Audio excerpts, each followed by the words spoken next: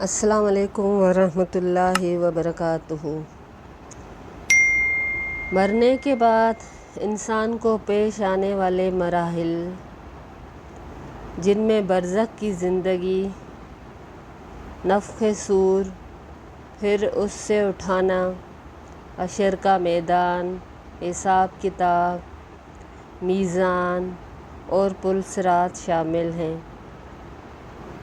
یہ سارے مرحلے کس قدر کٹھن اور مشکل ہوں گے، اس کے لیے سوچ میں بھی کوئی چیز آئے تو سانس لینا مشکل ہو جاتا ہے۔ کچھ چیزیں قرآن مجید میں بیان کی جاتی ہیں۔ سورہ مزمل آیت نمبر 17 میں آتا ہے کہ قیامت کا دن ایسا ہے جو بچوں کو بوڑھا کر دے گا۔ سورہ مومنون آیت نمبر 18-19، لوگوں کے کلیجے منہ کو آ جائیں گے، وہ غم سے بھر جائیں گے، لیکن کوئی غم گسار اور سفارشی میسر نہیں آئے گا۔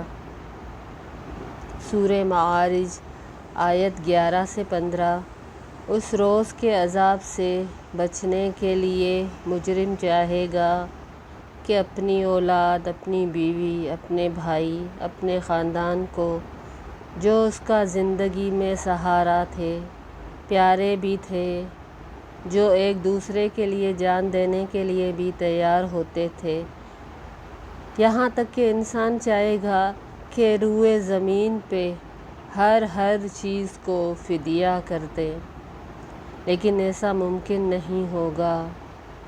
دیکھیں کہ روئے زمین پر انسان بھلا کتنی چیزوں کا مالک ہوتا ہے۔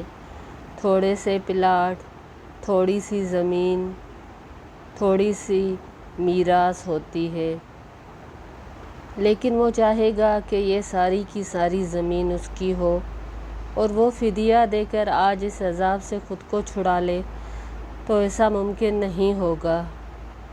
سورہ قیامہ میں آیت نمبر 6-11، اس روز آنکھیں پتھرا جائیں گی، یعنی منظر ہی ایسے نظر آئیں گے کہ انسان کی آنکھیں پتھرا جائیں گی۔ چاند دھندلا پڑ جائے گا، سورج اور چاند ملا دیے جائیں گے، انسان کہے گا کہاں بھاگ کے جاؤں، لیکن اس روز کوئی جائے پناہ نہیں ملے گی۔ آج بھی دیکھیں بہت ساری جگہوں پہ دنیا میں زلزلے کے ہلکے سے جھٹکے آتے ہیں۔ سوشل میڈیا پہ دیکھتے ہیں کہ کیسی افراتفری ہوتی ہے، کوئی جا پناہ نہیں ملتی۔ اگر جھٹکا ہلکا سا ہو تو پھر بھی انسان اس بلڈنگ سے نکل کے باہر آ جاتا ہے، لیکن کبھی کبھی تو ایسا ہوتا ہے کہ وہ بلڈنگ ہی، وہ عمارت ہی زمین بوس ہو جاتی ہے۔ اور کہاں قیامت کا دن، اذا زلزلت الارض زلزالہا، جب زمین ہلا مارے گی ہلا مارنا۔ اور اس کو آپ اس چیز سے کمپیئر کر سکتے ہیں۔ میری استاد نے ایک بار اس آیت کو بیان کیا تھا تو کہا تھا کہ ہلکا سا کپڑا ہم جھٹکیں تو ہلکی سی آواز آتی ہے یا ہلکا سا شور ہوتا ہے، ہمارے ہاتھوں پہ بھی اتنا وزن نہیں آتا، چادر کریں تو زیادہ محسوس ہوتی ہے، لیکن اگر ہم ایک بڑا سا کارپیٹ اس کو جھٹکا دیں تو کتنے آدمی چاہیے ہوں گے اور کس قدر اس کو جھٹکا آئے گا۔ کہاں تو قیامت کا زلزلہ جس میں ساری زمین کو ہلا مارا جائے گا، اور ہلا مارنا تو پھر آنکھیں کیوں نہ پتھرا جائیں گی۔ اسی طرح سورہ فرقان میں آتا ہے، اس دن ظالم افسوس اور ندامت سے اپنے ہاتھ کاٹ کر کھائے گا اور کہے گا اے کاش میں نے رسول کا راستہ اپنایا ہوتا، ہائے میری بدبختی، میں نے فلاں گمراہ آدمی کو دوست نہ بنایا ہوتا۔ اور اسی طرح کچھ احادیث میں بھی اس کا ذکر ہوتا ہے۔ کہتے ہیں کہ انسان کی پیدائش سے موت تک بہت ساری تکلیفیں آتی ہیں، اور انسان کو لگتا ہے کہ اس سے بڑھ کر کوئی تکلیف کیا ہوتی ہوگی۔ کبھی معاش کی تکلیف، کبھی صحت کی تکلیفیں، کبھی پیاروں کی اموات۔ تو اسے لگتا ہے کہ ایسی تکلیفیں کبھی نہیں دیکھیں۔ ساری زندگی انسان تکلیفیں ہی دیکھتا رہتا ہے۔ طبرانی میں آتا ہے کہ انسان کی پیدائش سے لے کر موت تک جتنی بھی تکلیفیں انسان پہ آتی ہے، موت کی تکلیف ان سب سے زیادہ ہے، اور موت کے بعد آنے والے مراحل کی تکلیف اس موت سے بھی کہیں زیادہ ہے۔ دوسری حدیث میں آتا ہے مسلم کی کہ لوگ اپنی قبروں سے ننگے پاؤں، ننگے بدن، بے ختنہ اٹھائے جائیں گے۔ حضرت عائشہ رضی اللہ تعالیٰ عنہا عرض کرتی ہیں، یا رسول اللہ صلی اللہ علیہ وسلم، کیا لوگ ایک دوسرے کی طرف دیکھیں گے نہیں؟ آپ صلی اللہ علیہ وسلم فرماتے ہیں کہ عائشہ، اس روز کی مصیبت اتنی زیادہ ہوگی کہ کسی شخص کو کسی دوسرے کی طرف دیکھنے کا ہوش ہی نہیں ہوگا۔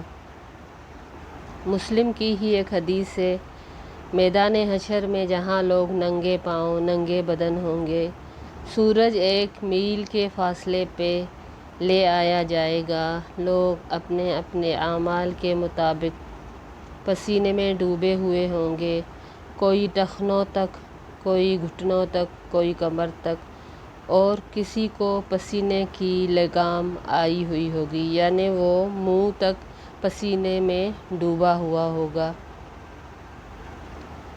ایک اور حدیث آتی ہے کہ حشر کا دن 50,000 سال کے برابر ہوگا۔ لوگوں کو حشر میں اتنی تکلیف اور پریشانی ہوگی جس کی وہ طاقت نہیں رکھتے ہوں گے اور برداشت نہیں کر پائیں گے۔ بخاری میں آتا ہے، ایک آدمی کو پسینے کی لگام آئی ہوئی ہوگی اور وہ دعا مانگے گا، یا رب اس مصیبت سے مجھے نجات دے، خواہ جہنم میں بھیج دے۔ اب سوچیں، اس کو پتہ ہی نہیں کہ جہنم کیا بلا ہے، لیکن وہ 50,000 سال کی مسافت، 1 میل پہ سورج، اس کے نیچے اس کی کیا حالت ہوگی، ہماری کیا حالت ہوگی کہ وہ آدمی دعا کر رہا ہے کہ یا رب مجھے اس مصیبت سے نجات دے، خواہ جہنم میں ہی بھیج دے۔ ہو سکتا ہے وہ آدمی جہنم میں جا کے سوچتا ہو کہ نہیں، وہ والی تکلیف صحیح تھی، جہنم تو چیز ہی کوئی الگ ہے، وہ تو حطمہ ہے، وہ تو ریزہ ریزہ کر دینے والی ہے۔ اللہم اجرنی من النار۔ ایک اور حدیث آتی ہے، جب پلسرات جہنم پہ رکھا جائے گا تو ہر طرف تاریکی چھائی جائے گی، اور لوگوں کو پلسرات سے گزرنے کا حکم دیا جائے گا جو بال سے زیادہ باریک، تلوار کی دھار سے زیادہ تیز ہوگا۔ اس وقت تمام انبیاء بھی اللہ تعالیٰ سے اپنی اپنی عافیت کی دعا مانگیں گے۔ کہاں جائیں گے اس وقت وہ پیارے؟ کہاں جائیں گے وہ اس وقت اولاد، ماں باپ، بھائی بہن، بیوی، وہ پیارے رشتے جن کے لیے دنیا میں ہم گناہ کرتے ہیں، جن کے لیے دنیا میں ہم حرام مال اکٹھا کرتے ہیں، پلسرات پہ تو کوئی بھی کام نہیں آئے گا۔ مسلم کی یہ روایت تھی۔ تو ان آیات اور احادیث سے یہ اندازہ ہوتا ہے کہ آگے ہمیں کس قدر کٹھن مرحلے پیش آنے والے ہیں۔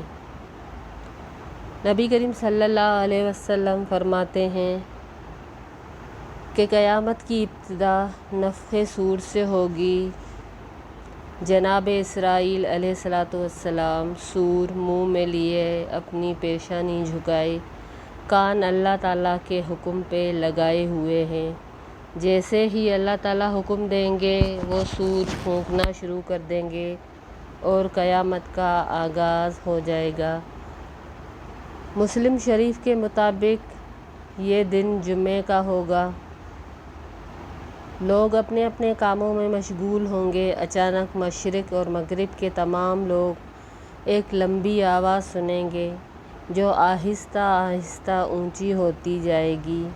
یہ آواز بہت نامانوس ہوگی، یعنی لوگ سمجھ نہیں سکیں گے، لیکن اس کی ہولناکی اور سختی کی وجہ سے لوگ بے چینی میں مبتلا ہو جائیں گے، اور جب یہ سور کی آواز بجلی کی کڑک کی شدت اختیار کر لے گی تب لوگ مرنا شروع ہو جائیں گے۔ جو آدمی جہاں ہوگا وہیں گر جائے گا۔ جیسے جیسے سورہ اسرافیل بلند ہوتی جائے گی ویسے ویسے نظام کائنات درہم برہم ہونا شروع ہو جائیں گے۔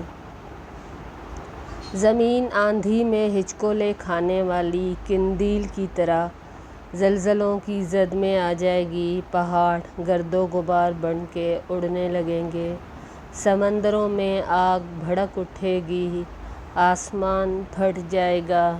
سورج، چاند اور ستارے بے نور ہو جائیں گے۔